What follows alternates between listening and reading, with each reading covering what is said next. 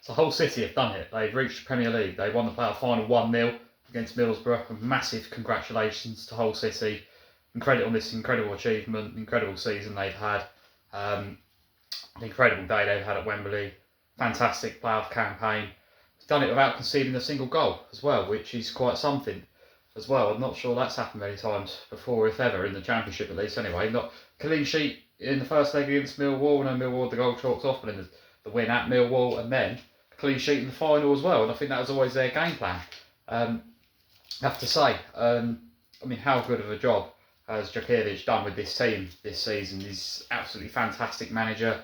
They were saying a lot yesterday as well about how he doesn't only have one style of play, he adapts in games as well. And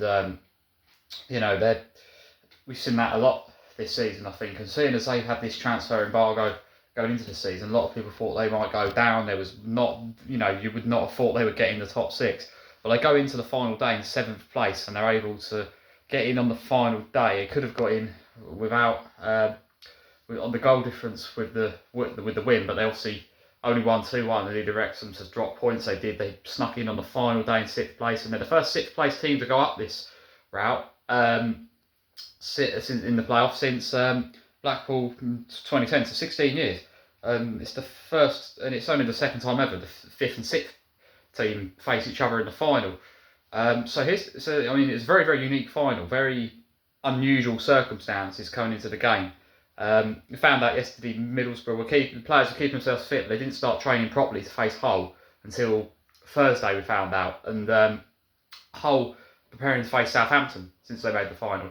So, neither one, both of them, not ideal for either of them, but both of them, coming into this bit of unique circumstances, really, coming into the game. And, I mean, Southampton as well, of course, getting kicked out, that was quite something. It was almost a third opportunity for Middlesbrough. They could have gone up for the top 2, should have done.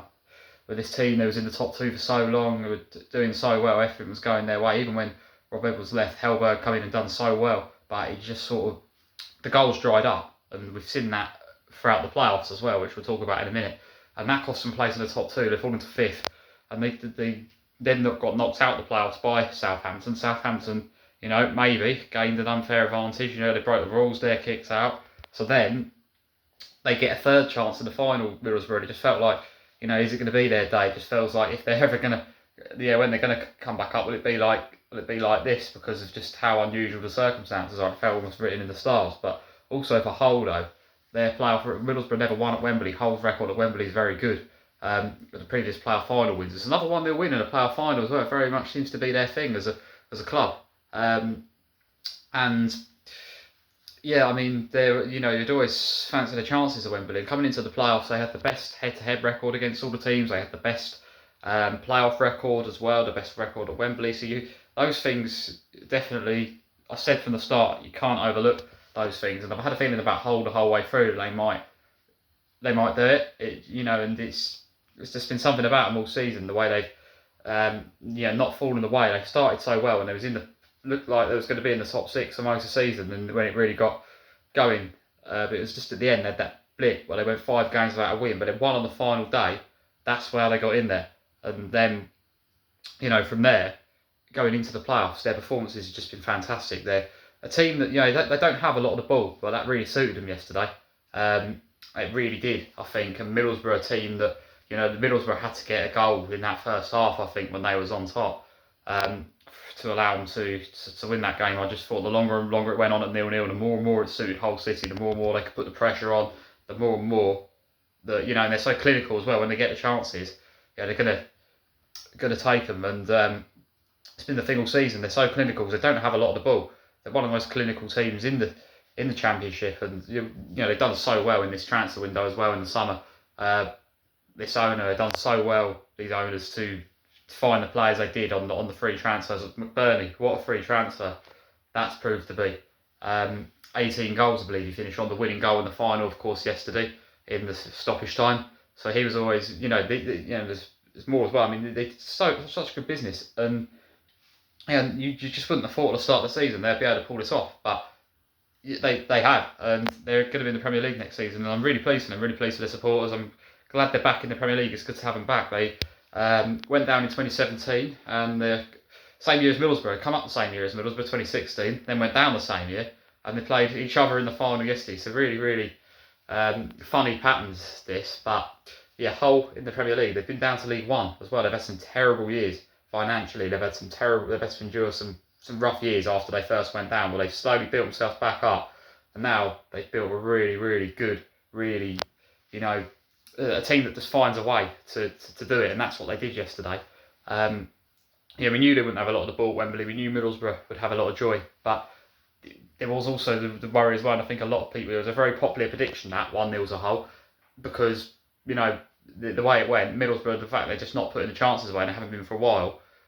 It always felt like it could be that sort of game, and the fact that the goal would come too late really for Middlesbrough to do anything about it. And I went for my prediction. I said a 2-1 Hull. I always thought Hull would win.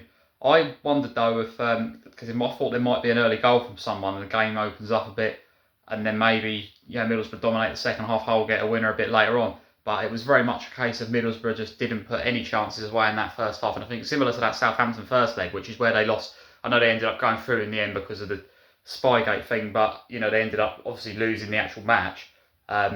What really cost them was that first leg where they was on top for that entire first half and couldn't put any chances away. And the first half yesterday at Wembley felt very much like that. If you look at how much of the ball they actually dominated, how much of the possession they had, Middlesbrough, and one shot on target, I think they managed the whole game. And yeah, it's not great. And they had a lot of corners in that first half. They were really, it was an even first 10 minutes, but I think from that moment onwards, up until the final sort of 5 to 10 minutes of the half, it was very much all Middlesbrough. And it felt like the goal could be coming, but I also had it at the back of my mind, the Hull are good defensively. They might just see this out and they could just, this game plan, and then we see Hull in that last 5 minutes of the half, they really do step it up. They really have a few really good chances, in particular when McBurney hit the bar. And, that was probably their best spell in the actual, one of their best spells in the match, to be honest, because they didn't have much to say in the second half right up until the end. But that was always, like I said, the danger with Hull. And Middlesbrough obviously finished the first half with a really good chance as well. Whittaker lays it off Strelach really nicely. He probably should be scoring from there, to be fair. It was a bit of an angle, he had to take a quick lead, but that was one of the most clear-cut chances we saw from Middlesbrough. The second half, though, all Middlesbrough, they had some bad luck. I mean, Conway injured, obviously, out for the World Cup as well, but Hackney comes off the bench in the second half. They had more firepower on the bench, but as soon as he got injured, that very much felt like a real major blow for them. It caused a bit of a stoppage in the first half, in the second half as well. But again, Middlesbrough better of the second half. Really, didn't see a lot from Hull going forward in that first half, but it was a real smash and grab. They just go up the other end, and the keeper does make a mistake as well.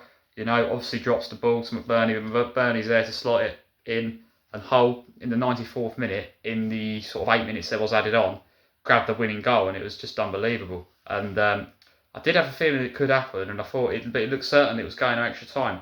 And it really was a case of, I think Middlesbrough did need to get a goal in that first half when they was on top. The longer it went on, the more and more Hull grew into it, or not even grew into it, but the more and more it suited them and their football. And Middlesbrough, like I said, just dominate games, but so wasteful in this sort of final stretch of the season. It's really cost them going into the playoffs. They needed to get the top two over the line, couldn't do that. And then the playoffs games that they have dominated, they've just failed to produce the goals for the chances they're creating, and I think that's the problem. And again, more agony for them right at the end, even worse than the previous years. Middlesbrough just they just can't get it over the line in anything. But yeah, massive congratulations to Hull City. They're absolutely fantastic yesterday. The way they set up, the way they managed that game, the way they managed the entire playoff campaign, and the way they managed the season. It's been fantastic. I'm really looking forward to seeing them in the Premier League. And yeah, really, it's going to be great to have them back. And like I said, they've not the first time they've won a playoff final 1-0, but this is one of the best underdog stories we've seen, I think, in the playoffs. When they've done it before, obviously we had the famous goal in 2018, Windass against Bristol City. That was a 1-0 win for Hull. We also had another 1-0 win for Hull in 2016 when they come up last time against Sheffield Wednesday. That time there wasn't the underdogs. They just missed out on the automatics and winning the league and whatever. But they got it done in that game for a 1-0 win as well. Another 1-0 win yesterday. They don't. This is just what they do. They do not like conceding goals at Wembley, and it bodes very, very well in playoff football for sure. and it was great scenes at the end of the game yesterday, seeing them go up and lift the trophy, Coyle lifting the trophy, and just the celebrations. You can see how much it meant to them, and how just you can see how big of an achievement this really was. Them reaching the Premier League under the circumstances they've had to deal with this season.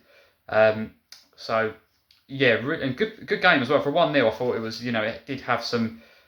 It was quite an entertaining 1-0. I thought, mainly because Middlesbrough had so much to save for themselves in terms of a lot of attacks, a lot of direct attacks. They like to attack through the middle. They like to create the chances like that, and they created the chances. The end product just wasn't there, and Hull, some good moments at the back as well. Very, very solid. Just so hard to beat. And then when they get that winning goal, it's just an unbelievable scene. So yeah, enjoyable. And the game really went on as well. Like the referee added loads of time, and it was played to the 103rd minute, and you could just see the whole fans behind the goal just waiting for the whistle to go. And well, it did in the end, obviously, and now they've reached the Premier League.